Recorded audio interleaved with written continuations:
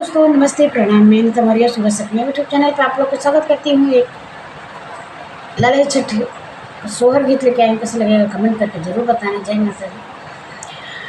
कहाँ माही छठी माई के नाई हरता, कहाँ माही सासुर मैंने कहाँ माही छठी माई के नाई हरता, कहाँ माही सासुर हो। छठी माई कवने बीर जतारा उपजाई, सब सखी पूजाई हो। गोकुला में छठी माई के नैहर, मथुराई सासुर, मथुराई सासुर हो। छठी माई महुआ ब्रिज तर उपजाई, सब सखी पूजाई हो। केहू के दी चार लालत, केहू पर पाँचई हो।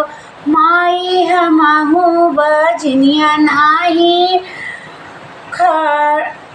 माई हमहू बजनिया बानी ठड़ी, माई नाही चितमई, माई नाही चितमई हो। जाऊँ नाहे बेटी घरे जाऊँ, अपने ससुर जाऊँ जाऊँ नाहे बेटी घरे जाऊँ, अपने ससुर जाऊँ। बेटी आजू के नवाए महीना वाला लाना तोहरे हुई है हो। 8 महीना के बीतले तनवा के लगले हो सखी, रानी के जन्म हो रिलवाही सखिया, गावई सब सोहर हो।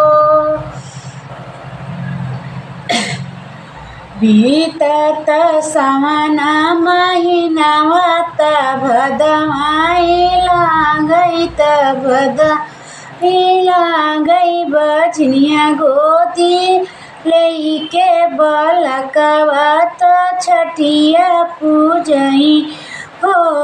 निहुरी निहुरी गठिया छठी मई के देई, त खुश होई भरी दई आशीष, भर मुख आशीष देय लाला नमो जियई हो।